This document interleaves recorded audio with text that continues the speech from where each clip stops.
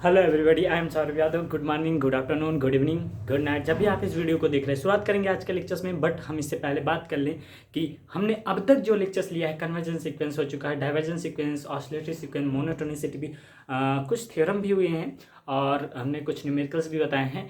But आज के lectures में नया पार्ट है और सीक्वेंस का ही नया पार्ट, जो कि कॉची सीक्वेंस है। आइए देखते हैं कॉची सीक्वेंस की डिफिनीशन, उसके बाद उस पर बेस्ड न्यूमेरिकल्स। ठीक है, तो हेडिंग डाल लीजिए Cauchy sequence. Cauchy sequence, Cauchy sequence की जो डिफिनीशन होती है थोड़ा सा कॉम्प्लिकेटिव होता है, मतलब थोड़ा सा हार्ड होता है, लेकिन उसे समझना है और हम जब क्वेश्चन लगवा देंगे तो आपको बिल्कुल स्पष्ट हो जाएगा कॉची सीक्वेंस। ठीक है, तो डिफिनीशन लिख लीजिए। A sequence A N is said to be Cauchy sequence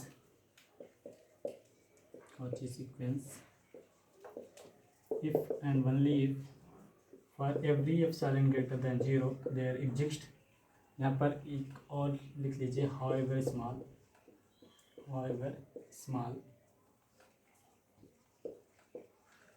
epsilon कैसा होता है, बहुत ही छोटा होता है। There exist a natural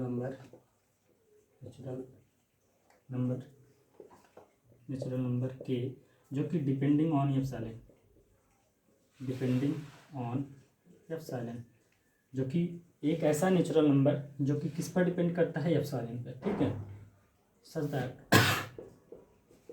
that for every M comma N, जो कि M comma N belongs to करते हैं नेचुरल नंबर से, and M comma N greater than और इक्वल टू के, this implies mod of A M minus A N less than epsilon. ये होती है इसकी डिफिनीशन। किसकी डिफिनीशन? ये कॉची सीक्वेंस की डिफिनीशन होती है। कॉची सीक्वेंस की डिफिनीशन हम थोड़ा सा समझाने का प्रयास करते हैं कि कोई एक एप्सिलॉन जो कि बहुत ही छोटा होता है, देयर एग्जिस्ट में एक नेचुरल नंबर की इस तरह से ज़रूर होता है जो कि डिपेंड करता है एप्सिलॉन पर, डिपेंड करता है किस पर, एप्सिलॉन पे। और such that Yama comma N, जो कि यम कामा एन दो ऐसे नेचुरल नंबर जो कि ग्रेटर दैन होते हैं किस नेचुरल नंबर से, उस नेचुरल नंबर से जो एप्सिलॉन पे डिपेंड करता है। ठीक है, और इसके बाद this implies A M minus A N, जो कि उनका डिफरेंस जो हमने नेचुरल नंबर लिया है जो कि ग्रेटर दैन है उस नेचुरल नंबर से, जो कि एप्सिलॉन पर डिपेंड करता है, वो उनका जो सीक्वेंस होगा, उनका सीक्वेंस का जो डिफरेंस है वो लेस दैन होता है एप्सिलॉन से। ठीक है, वो लेस दैन होता है एप्सिलॉन से। ये इसकी डिफिनीशन होती है। थोड़ा सा और क्लियरिटी में अगर हम बात करें तो हम इसे ऐसा लिख सकते हैं, यम ग्रेटर दैन एन। यम और एन में भी एक रिलेशन ले लेते हैं, यम जो कि ग्रेटर दैन है एन से, और उसके बाद अगर इसी की यही डिफिनीशन है, और हम यम और एन में अगर हम यम को ग्रेटर दैन ले रहे हैं एन से, तो हम क्या करना है, M comma N greater than or equal to K तो होगा ही, this implies A M minus A N less than epsilon. ठीक है, तो हम यहाँ पर ये तो जानते रहेंगे कि ए एम का जो ए एम होगा वो ए एन से तो बड़ा होगा वो सीक्वेंस। ठीक है, कुछ ना कुछ टर्म ज़्यादा ही होगा। तो अगर हमें ए एम और एन और के में नहीं लिखना, मतलब थोड़ा सा कॉम्प्लिकेटेड लगता हो, तो और भी आसानी से लिख सकते हो। कैसे देखो यहाँ पर, और N greater than or equal to के, this implies A N plus P minus A N less than epsilon. और यहाँ पर याद रख लीजिए, यम जो है एन प्लस पी है और पी जो है greater than or equal to 1 है, जो कि 1 से बड़ा होगा। पी यम को हमने बड़ा माना है, तो यम जब बड़ा माना है तो कम से कम एक तो एलिमेंट्स तो ऐसा तो ज़रूर होगा जो कि एन से बड़ा ही होगा। तो ये नेचुरल नंबर है, तो हमने यम को हमने ले लिया है एन प्लस पी, और ये पी को क्या माना है, greater than or equal to 1 से बड़ा कोई भी एक नेचुरल नंबर कम से कम तो बड़ा ही होगा। ठीक है, तो हम सिर्फ और सिर्फ एन में हम इसी सारे टर्म को लिख दिए। और भी अच्छे से लिखना चाहते हो तो बहुत ही अच्छे से और भी लिख सकते हो। ऐसा लिख लो, मॉड ऑफ ए के प्लस पी माइनस ए के लेस दैन एप्सिलॉन। और भी आसान, यहाँ पर सिर्फ इतना लिख दो, यम जो है इक्वल है के, और यम जो है यम किसके इक्वल है के प्लस पी के, और पी क्या है, P greater than equal to 1 है। बस, और भी आसान है। एक ही शब्दों में कह दो किसी चीज़ को, एक ही नेचुरल नंबर यानी के में ही हमने सारे पार्ट को लिख दिया। बस आपको दिखाना है एन इक्वल टू यहाँ पर के है, एम इक्वल टू के प्लस पी है, और पी क्या है, ग्रेटर देन इक्वल टू 1 है। ये तो इसकी कॉची सीक्वेंस की डिफिनेशन होती है। कॉची सीक्वेंस की अगर डिफिनेशन थोड़ा बहुत समझ में आया हो तो कोई बात नहीं, एग्जाम्पल से ज़्यादा और भी क्लियर हो जाएगा। ठीक है, एग्जाम्पल से समझाएंगे। इसे हम मिटा देते हैं। ठीक है,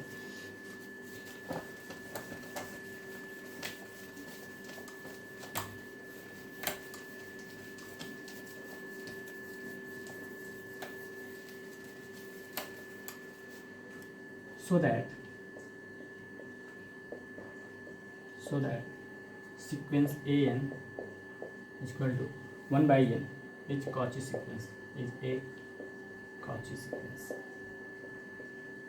हमें क्या प्रूव करना है कि जो 1 by n है यह कैसा सीक्वेंस है, कॉची सीक्वेंस है। ठीक है, ये सीक्वेंस कैसा है, कॉची सीक्वेंस है। तो हमें ये प्रूव करना है। तो सबसे पहले हम क्या करेंगे इस प्रूफ के लिए, प्रूफ डाल लीजिए। प्रूफ में आपको इतना ही करना है, वी हैव, जो आपको गिवन है वो लिख लीजिए पहले। गिवन दैट में क्या है, sequence A N equal to 1 by n, ये आपको गिवन है। आपको ये चीज़ें गिवन है और हमें क्या प्रूफ करना है, यहाँ पर लिख लेते हैं। वी शैल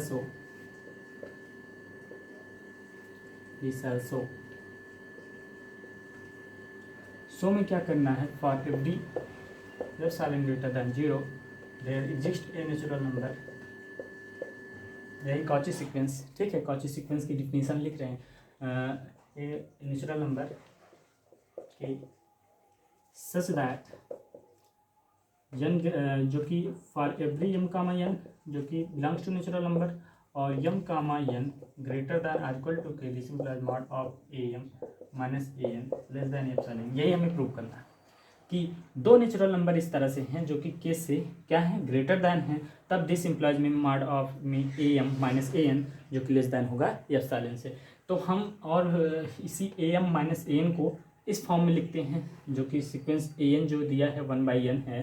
तो क्या हम इसी चीज़ को ऐसे लिख सकते हैं, M comma N greater than or equal to के, दिस इम्प्लाइज मॉड ऑफ के अंदर क्या लिख सकते हो, 1/m माइनस 1/n जो कि लेस दैन एप्सिलॉन। हमें ये प्रूव करना है। ठीक है, कि यम और यन इस तरह से हैं जो कि लेस दैन होंगे, ग्रेटर दैन होंगे कैसे, और दिस इम्प्लाइज में mod of 1/m minus 1/n जो कि लेस दैन एप्सिलॉन है। ठीक है, हम इस चीज़ को लेकर चलेंगे। मॉड ऑफ में क्या है, 1/m माइनस 1/n है, ये मॉड में है।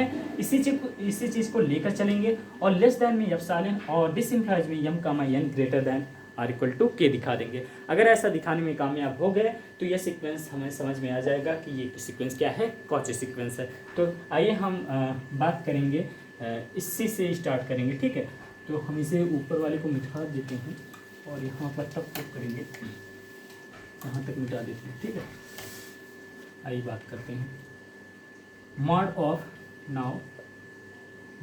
1/m माइनस 1/n, इसी को लेकर चलते हैं। ठीक है, इसी को लेकर चलेंगे और प्रूव करेंगे। तो सबसे पहला आप काम ये कर लो, क्या हम इसी चीज़ को ऐसे लिख सकते हैं क्या, mod of 1/n minus 1/m, बिल्कुल लिख सकते हैं, क्योंकि हम जानते हैं बाय मॉड की प्रॉपर्टी, चाहे मॉड में a माइनस बी लिखो चाहे b माइनस से लिखो, कोई बात नहीं, सेम ही होगा। ठीक है, कोई दिक्कत नहीं है इसमें। अगर ऐसा दिक्कत नहीं है, क्या हम ये जरूर कह सकते हैं कि जो कि less than or equal to होगा 1/n से, बिल्कुल होगा। ये जो आपका पूरा का पूरा मॉड में है 1/n माइनस 1/m जो कि less than or equal to किससे होगा, 1/n से, बिल्कुल होगा, क्योंकि किसी चीज़ में सब्ट्रैक्ट कर रहे हो किसी वैल्यू को, तो ओवरऑल उस वैल्यू से तो छोटी ही आएगी। ठीक है, या तो बराबर हो सकती है, इससे ज़्यादा नहीं हो सकती। तो यानी हम यहाँ पर 1/n क्या लिए हैं, less than or equal to, क्योंकि हमें प्रूव करना है जो। और क्या हम इसी चीज़ को now therefore 1/mod of 1/n minus 1/n, क्या हम लेस दैन में एप्सिलॉन लिख सकते हैं, इफ़ यहाँ पर कंडीशन है कि 1/n जो कि लेस दैन होगा किससे, एप्सिलॉन से। ठीक है, ये ऐसा लिख सकते हो, बिल्कुल लिख सकते हो। अगर 1/n जो कि 1/n इससे बड़ा है, इस पूरे क्वांटिटी से बड़ा है, तो क्या हम अगर इससे भी बड़ा कोई एप्सिलॉन ऐसा लेते हैं तो हम ये कह सकते हैं कि 1/मॉड आपके अंदर 1/m माइनस 1/n जो कि लेस दैन हो गया एप्सिलॉन से, बिल्कुल कह सकते हैं, ये तो कह सकते हैं बिल्कुल, ठीक है। तो अब यहाँ पर बहुत ही जल्द प्रूव होने वाला है, देख लीजिए आप। नाउ बाय आर्किमिडियन प्रॉपर्टी, यहाँ पर लिख लो फर्स्ट इक्वेशन, ठीक है, फर्स्ट इक्वेशन, और यहाँ पर नहीं, इसे हम एक काम करते हैं, इसे सेकेंड और इसे फर्स्ट इक्वेशन मान लेते हैं, ठीक है, इसे फर्स्ट इक्वेशन मान लेते हैं। तो ये second equation, now by Archimedean property, by Archimedean property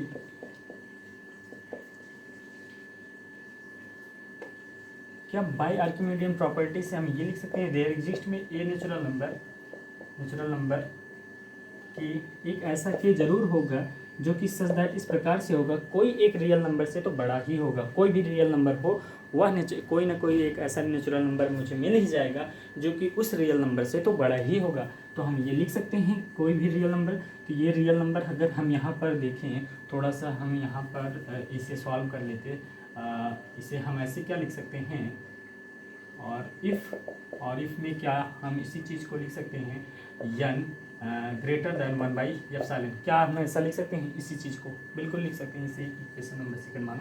और क्या हम 1/एप्सिलॉन को एक रियल नंबर मान सकते हैं, बिल्कुल मान सकते हैं।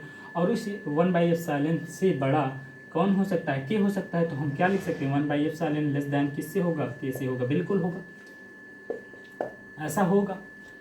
तो हम इसे इक्वेशन नंबर क्या मान लेते हैं, थर्ड। तो आप ये बताओ बाय सेकेंड एंड थर्ड से हम क्या लिख सकते हैं, बताओ, बाय सेकेंड एंड थर्ड से यही तो लिखेंगे कि n greater than equal to के, दिस इम्प्लाइज क्या, this implies mod of 1/m minus 1/n less than epsilon, बिल्कुल ऐसा ही लिख सकते हैं, क्योंकि हम जानते हैं कि n जो है ग्रेटर दैन है 1/एप्सिलॉन और के भी 1/एप्सिलॉन से ग्रेटर दैन है। तो क्या हम ऐसा लिख सकते हैं कि n जो कि ग्रेटर दैन इक्वल टू के, this implies mod of 1/m minus 1/n less than epsilon. ये देखो फर्स्ट सेकेंड इक्वेशन और थर्ड इक्वेशन से हमने ऐसा लिख सकते हैं, बिल्कुल लिख सकते हैं। आपको समझ में आ चुका होगा कि हमने ऐसा कैसे लिख दिया है, आर्किमिडियन प्रॉपर्टी से लिखा है। आर्किमिडियन प्रॉपर्टी ये कहती है कि कोई भी नेचुरल नंबर आपको मिल जाए जो कि एक रियल नंबर से तो बड़ा ही होता है। तो ये यहाँ पर हमने दिखाया आपको। आइए हम ये बात कर लें बाय फर्स्ट से, ये फर्स्ट है, तो फर्स्ट से हम क्या लिख सकते हैं, फर्स्ट से ये लिख सकते हैं यम जो कि ग्रेटर होता है यन से, हम ये जानते हैं यम जो है ग्रेटर होता है यन से, तो हम क्या ऐसा लिख सकते हैं, यम comma n greater than equal to के, this implies mod of 1/m minus 1/n less than epsilon. यही तो हमें प्रूव करना था कि यम कामा यन जो कि ग्रेटर दैन हमें लाना था, किससे ग्रेटर दैन, के से, और दिस इम्प्लाइज में mod of M minus 1/n जो कि लेस दैन किससे होना चाहिए, एप्सिलॉन से। हमने एप्सिलॉन भी ला दिया और दिस इम्प्लाइज में m comma n greater than equal to के भी ला दिया। तो यहाँ से so hence sequence an is equal to 1/n is a Cauchy sequence. यहाँ से क्या प्रूव हो गया कि यह सीक्वेंस क्या है, एक कॉची सीक्वेंस को रिप्रेजेंट कर रहा है। तो आपको समझ में आया होगा एग्जाम्पल। आइए हम बात करते हैं थ्योरम पर भी, थ्योरम जो कि इसका इम्पोर्टेंट भी होता है, उस पर हम बात कर लेते हैं। दो थ्योरम हैं, बहुत इम्पोर्टेंट थ्योरम है, इम्पोर्टेंट थ्योरम इसलिए है क्योंकि आसानी से क्वेश्चन सॉल्व हो जाता है। ठीक है, देखते हैं क्या है। पहला थ्योरम ये है कि every Cauchy sequence is bounded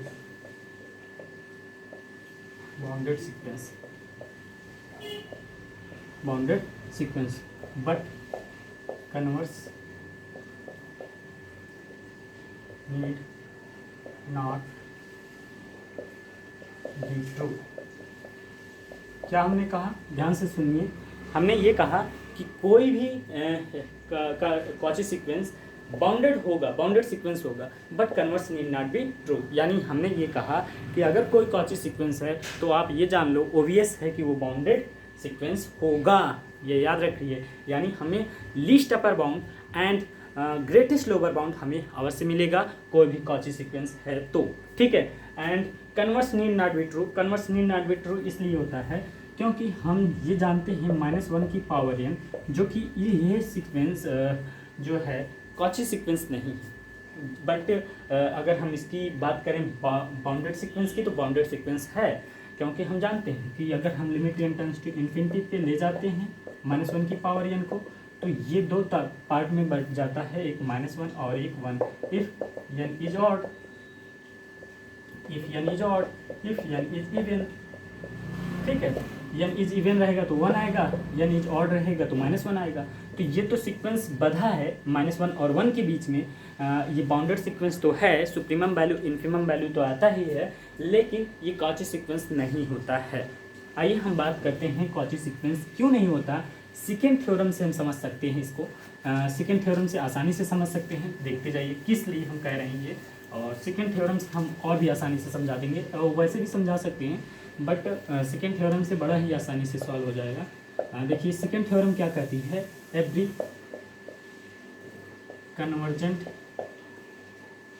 convergent sequence, every convergent sequence is Cauchy sequence. क्या बोला हमने, कोई भी कन्वर्जेंट सीक्वेंस हो तो हम क्या कह सकते हैं, कॉची सीक्वेंस। अभी जो हमने एग्जाम्पल लिया था तो वो -1 की पावर n, क्या आप कह सकते हो कन्वर्जेंट सीक्वेंस है? बिल्कुल नहीं कह सकते।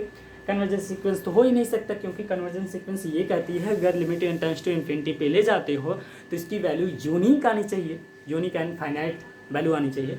तो यहाँ पर तो यूनिक आ ही नहीं रहा था। जो हमने -1 की पावर n देख रहे हैं, -1 की पावर n को हम देख रहे हैं, अगर हम limit n tends to infinity पे ले जा रहे हैं, इसकी वैल्यू कहाँ यूनिक आ रहा है, ये तो -1 और 1 आ रहा है। If n is odd, if n is even, ठीक है। तो जब यहाँ पर यूनिक आ ही नहीं रहा है, कभी -1 कभी 1 आ रहा है, तो ये सीक्वेंस क्या है, कन्वर्जेंट सीक्वेंस है नहीं। तो बाय थ्योरम से हम ये भी कह सकते हैं कि every convergent sequence is Cauchy. तो अगर हमारा कन्वर्जेंट सीक्वेंस है ही नहीं तो कॉची सीक्वेंस कैसे होगा। हम यहाँ पर लिख देते हैं, कन्वर्स भी इसका सही होता है। कन्वर्स क्या सही होता है, ध्यान से देखिए। कन्वर्स हमने कहा, कन्वर्स ये सही हो सकता है कि एवरी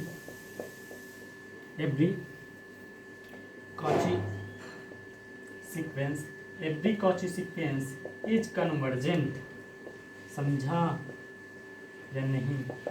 यानी अगर कोई सीक्वेंस कॉची है तो उसे कहोगे कन्वर्जेंट, और ये भी कह दो कि अगर कन्वर्जेंट है तो वो भी कॉची सीक्वेंस होगा। यानी कन्वर्स भी इसका ट्रू होता है। यानी हम चाहे कन्वर्जेंट सीक्वेंस की बात कर लें, चाहे कॉची सीक्वेंस की बात कर लें, एक ही बात है। डिफिनीशन थोड़ा बहुत अलग है, लेकिन कन्वर्जेंट जो होगा वो कॉची सीक्वेंस होगा। यानी चाहे जो आप सीक्वेंस लेंगे, चाहे कोई भी कन्वर्जेंट सीक्वेंस ले लीजिए, n+1/n, ये भी कॉची सीक्वेंस है।